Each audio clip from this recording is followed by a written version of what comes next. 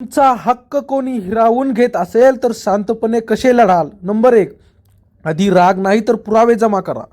कोणी तुमच्या हक्कावर अतिक्रमण करत असेल, तुमची जमीन, मालमत्ता किंवा इतर हक्क स्वतःच्या फायद्यासाठी वापरत असेल तर सर्वात आधी रागाच्या भरात भांडण करण्याऐवजी पुरावे जमा करा. संबंधित कागदपत्रे, पावत्या, कराच्या नोंदी, करार, जुने नकाशे, फोटो किंवा इतर उपलब्ध पुरावे व्यवस्थित सुरक्षित ठेवा. आजच्या काळात एखाद्या गोष्टीवर फक्त तोंडी दावा करण्यापेक्षा तिच्या मागे असलेला पुरावा महत्त्वाचा ठरतो. त्यामुळे माझा हक्क आहे असे म्हणण्यापेक्षा माझा हक्क सिद्ध करणारे पुरावे माझ्याकडे आहेत अशी तुमची भूमिका असली पाहिजे. नंबर दोन, समोरच्याशी भांडण्याऐवजी आधी स्पष्ट आणि शांत संवाद साधा. हक्काचा प्रश्न निर्माण झाला की अनेक जण लगेच स्वीकार, धमकी किंवा मारामारीपर्यंत जातात. पण अशा प्रकारे प्रश्न सुटण्याऐवजी तो आणखी मोठा होऊन शकतो. त्यामुळे शक्य असेल तर समोरच्या व्यक्तीशी शांतपणे बोला आणि नेमकी अडचण काय आहे ते स्पष्ट करा. गैरसमज असेल तर तो संवादातून दूर होऊ शकतो. मात्र समोरची व्यक्ती मुद्दाम त्रास देत असेल तर वारंवार वाद घालण्यापेक्षा पुढील योग्य आणि अधिकृत मार्गाचा विचार करा. नंबर तीन, सोशल मीडियावर वाद न करता पुरावे आणि माहिती सुरक्षित ठेवा. आजकाल एखादा वाद झाला की लोक लगेच व्हॉट्सअप स्टेटस, फेसबुक किंवा इतर सोशल मीडियावर एकमेकांविरुद्ध पोस्ट करतात. पण भावनेच्या भरात केलेली पोस्ट परिस्थिती आणखी चिघळू शकते. त्यामुळे सोशल मीडियावर आरोप प्रत्यारोप करण्याऐवजी तुमच्याकडे असलेले संबंध पुरावे सुरक्षित ठेवा. कोणतीही माहिती सार्वजनिक करण्यापूर्वी तिचे परिणाम काय होऊ शकतात याचा विचार करा. तुमचा हक्क सोशल मीडियावर भांडणाने नाही तर योग्य पुराव्याने मजबूत होतो. नंबर चार, स्वतःहून कायदा हातात घेऊ नका. अधिकृत मोजणी आणि प्रक्रियेचा वापर करा. जमीन किंवा हद्दीचा प्रश्न असेल तर मीच बांध सरकवतो, मीच कुंपण तोडतो किंवा मीच अतिक्रमण करतो असा निर्णय स्वतः घेणे टाळा. परिस्थितीनुसार संबंधित महसूल कार्यालय, स्थानिक प्रशासन किंवा इतर सक्षम अधिकाऱ्यांकडून अधिकृत प्रक्रिया आणि मोजणीची माहिती घ्या. अधिकृत नोंदी किंवा प्रक्रियेतून प्रश्न सोडवण्याचा प्रयत्न केल्यास पुढे तुमची बाजू स्पष्टपणे मांडता येते.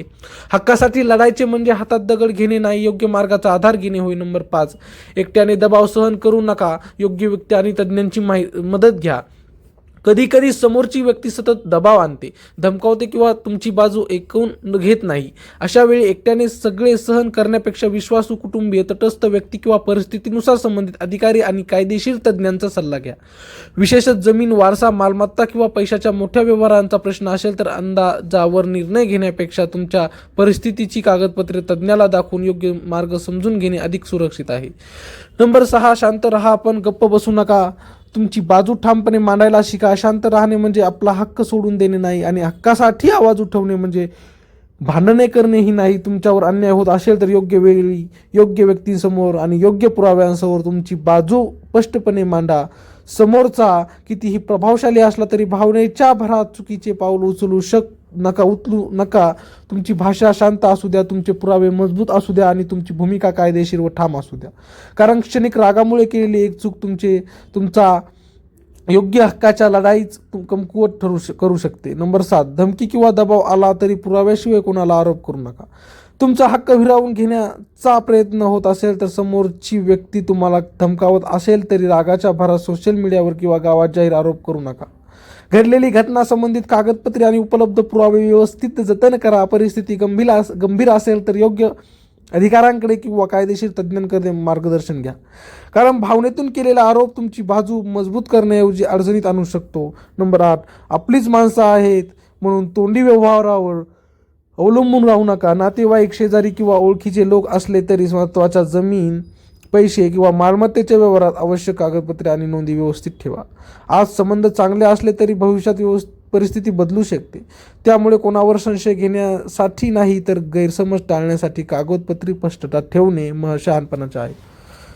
नाते जपा पण महत्त्वाचे हक्क स्पष्ट ठेवा. नंबर 9, तुमच्या हक्काची माहिती स्वतः मिळवा. अनेक लोकांना स्वतःच्या जमिनीची, मालमत्तेची किंवा इतर हक्काची कागदपत्रे आणि प्रक्रियाबद्दल पुरेशी माहिती नसते. त्यामुळे दुसरा कोणी काही सांगितले म्हणून त्यावर लगेच विश्वास ठेवू नका. संबंधित अधिकृत नोंदी तपासा आणि गरज असल्यास जाणकार व्यक्ती किंवा कायदेशीर तज्ज्ञांकडून माहिती घ्या.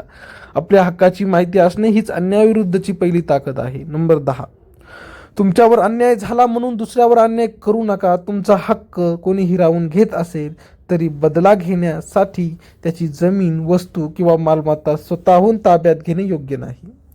त्याने माझ्याशी चुकीचे केले म्हणून मीही करतो असा विचार परिस्थिती आणखी गंभीर करू शकतो. तुमची बाजू योग्य असेल तर ती योग्य मार्गानेच सिद्ध करा. न्याय मिळवताना स्वतःची बाजू चुकीच्या कृतीमुळे कमकुवत होऊ देऊ नका. नंबर 11, वेळ निघून जाण्यापूर्वी योग्य पाऊल उचला. काही लोक नंतर पाहू, आत्ता जाऊ दे असे म्हणत समस्या सतत पुढे ढकलवतात. पण काही प्रकरणामध्ये उशीर झाल्यामुळे परिस्थिती अधिक गुंतागुंतीची होऊ शकते. त्यामुळे समस्या लक्षात आली की कागदपत्रे तपासा, योग्य माहिती मिळवा आणि आवश्यक असल्यास तज्ज्ञांचा सल्ला लवकरच घ्या.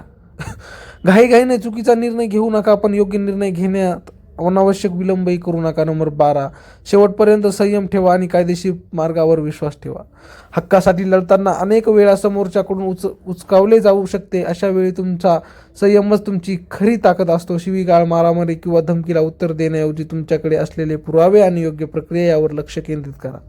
शांत राहणे म्हणजे कमजोरी नाही, चुकीच्या मार्गाला न जाता आपल्या हक्कासाठी ठामपणे उभे राहणे म्हणजे खरे धैर्य. नंबर 13, महत्त्वाच्या कागदपत्रांच्या प्रती सुरक्षित ठेवा. तुमच्या हक्काशी संबंधित कागदपत्रे फक्त एका ठिकाणी ठेवू नका. आवश्यक कागदपत्रांच्या प्रती सुरक्षित ठेवा आणि शक्य असल्यास त्याची डिजिटल प्रतही जतन करा. जमीन, घर, वारसा, आर्थिक व्यवहार किंवा इतर महत्त्वाच्या बाबीत कागदपत्रे हरवली किंवा खराब झाली तर मोठी अडचण निर्माण होऊ शकते. मात्र डिजिटल प्रत सुरक्षित ठेवताना तुमची वैयक्तिक माहिती कोणालाही सहज उपलब्ध होणार नाही याची काळजी घ्या. नंबर 14, साक्षीदार असतील तर त्याची माहिती जतन करा. एखाद्या व्यवहाराच्या किंवा घटनेच्या वेळी उपस्थित असलेल्या विश्वासू व्यक्तींची माहिती लक्षात ठेवा. भविष्यात गैरसमज निर्माण झाल्यास प्रत्यक्ष काय घडले होते हे स्पष्ट करण्यासाठी त्याची मदत होऊ शकते. मात्र कोणालाही खोटी साक्ष देण्यासाठी प्रवृत्त करू नका. तुमची बाजू खरी असेल तर सत्य सांगणारे लोक आणि योग्य पुरावे तुमची ताकद बनतात. नंबर 15, तुमच्या नावावर काय आहे आणि काय नाही हे नियमित तपासा. जमीन किंवा मालमत्तेशी संबंधित बाबतीत केवळ सगळं ठीक आहे असे समजून बसू नका. तुमच्या परिस्थितीनुसार संबंधित अधिकृत नोंदी वेळोवेळी तपासा. नाव, हक्क, सीमा किंवा इतर तपशिलांमध्ये काही बदल दिसत असल्यास त्याची माहिती द्या. आपल्या हक्काची माहिती वेळेवर ठेवली तर समस्या मोठी होण्यापूर्वीच लक्षात येऊ शकते. नंबर 16, पंचाच्या बोलण्यावरच अंतिम निर्णय घेऊ नका. गावातील पंच, नातेवाईक किंवा प्रतिष्ठित व्यक्तींच्या मध्यस्थीने वाद मिटवणे अनेकदा उपयोगी ठरू शकते. पण प्रत्येक प्रकरणाची परिस्थिती वेगळी असते. त्यामुळे कोणीतरी सांगितले म्हणून आपला हक्क सोडण्याचा किंवा महत्त्वाच्या कागदावर सही करण्याचा निर्णय घाईने घेऊ नका. समेंट करायचा असेल तर त्याचा परिणाम आणि अटी नीट समजून घेणे आवश्यक आहे. नंबर 17, सही करण्यापूर्वी प्रत्यक्ष कागद नीट वाचा. आजकाल अनेक वेळा इथे फक्त सही करा ही साधी प्रक्रिया आहे असे सांगून कागदावर सही घेतली जाते. कोणताही महत्त्वाचा दस्तऐवज समजल्याशिवाय सही करू नका. मजकूर समजत नसेल तर विश्वासू तज्ज्ञांचा सल्ला घ्या. तुमची सही ही फक्त एक खूण नसते, काही परिस्थितीत ती तुमच्या हक्कांवर परिणाम करू शकते. नंबर 18, हक्कासाठी लढताना कुटुंबाला अनावश्यक संघर्षात ओढू नका. तुमच्या एखाद्या व्यक्तीसोबत वाद असेल तर तो संपूर्ण कुटुंबाचा वाद बनवू देऊ नका. घरातील प्रत्येक व्यक्तीने समोरच्या व्यक्तीशी भांडणे, धमकावणे किंवा सोशल मीडियावर प्रतिक्रिया देणे सुरू केले तर परिस्थिती आणखी बिघडू शकते. त्यामुळे कुटुंबातील सदस्यांनाही शांत राहण्यास सांगा आणि प्रश्न योग्य मार्गाने सोडवण्यावर लक्ष केंद्रित करा. नंबर 19, समोरची व्यक्ती प्रभावशाली असली तरी घाबरू हक्क सोडू नका. कधी समोरच्या व्यक्तीकडे पैसा, राजकीय ओळख किंवा गावात मोठा प्रभाव असतो. त्यामुळे अनेक जण भीतीपोटी आपली योग्य बाजू मांडायलाही घाबरतात.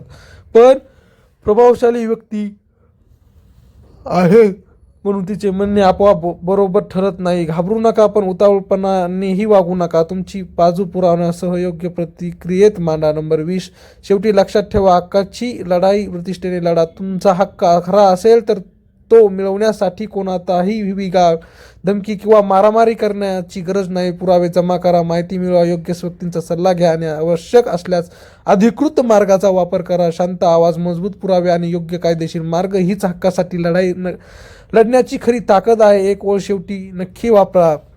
शांत राहा पण अन्याय सहन करू नका. आवाज वाढवू नका. तुमची बाजू मजबूत करा. नंबर 21, समोरच्या प्रत्येक बोलण्याला लगेच उत्तर देऊ नका. हक्काचा वाद सुरू झाला की समोरची व्यक्ती मुद्दाम चिथावणी देऊ शकते. अशा वेळी प्रत्येक शब्दाला उत्तर देणे म्हणजे वाद आणखी वाढवणे. तुम्ही काय बोलता कधी बोलताय आणि कुठे बोलताय याचा विचार करा. शक्य असेल तर चर्चा शांत वातावरणात करा आणि रागाच्या भरात कोणतेही विधान करू नका. कधी कधी शांत राहणे हीच आपल्या बाजूची सर्वात मजबूत भूमिका असते. नंबर 22, तुमचा हक्क आणि दुसऱ्यांचा हक्क दोन्ही समजून घ्या.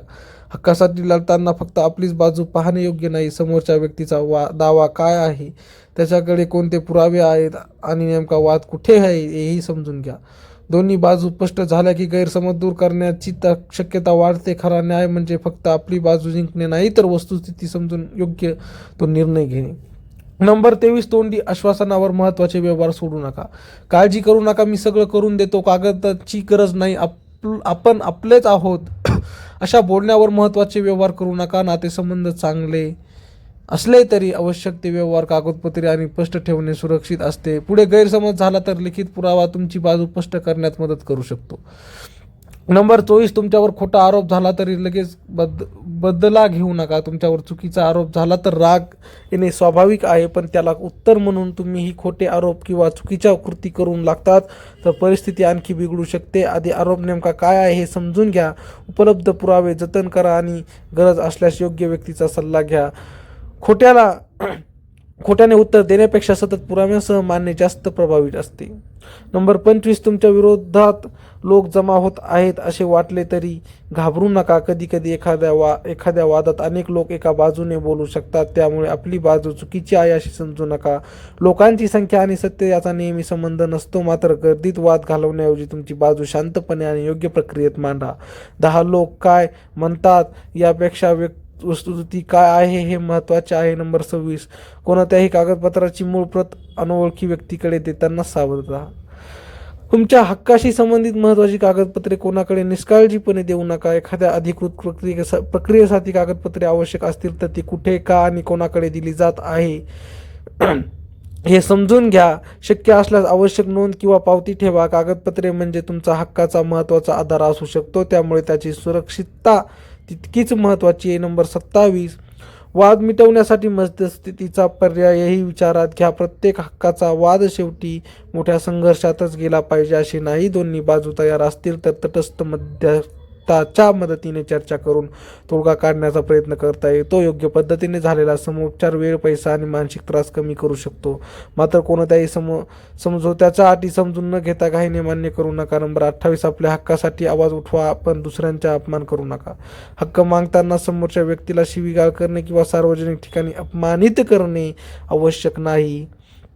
तुमची भाषा सभ्य असली तरी तुमची भूमिका ठाम असू शकते. मला माझा हक्क हवा आहे असे ठामपणे म्हणण्यासाठी तू वाईट आहेस असे म्हणण्याची गरज नसते. नंबर 29, भावनेच्या भरात मोठा निर्णय घेण्यापूर्वी एक रात्र थांबा. राग, भीती किंवा अपमानाच्या क्षणी घेतलेले निर्णय अनेकदा चुकीचे ठरू शकतात. विशेषतः जमीन, पैसा, मालमत्ता किंवा कुटुंबाशी संबंधित मोठा प्रश्न असला तर शक्य असल्यास आधी शांत व्हा, कागदपत्रे पहा आणि योग्य सल्ला घ्या. क्षणभर थांबणे म्हणजे हार मानणे नाही, चुकीचा निर्णय टाळणे आहे. नंबर 30, तुमची लढाई व्यक्तींविरुद्ध नाही तर योग्य हक्कासाठी असू शकते.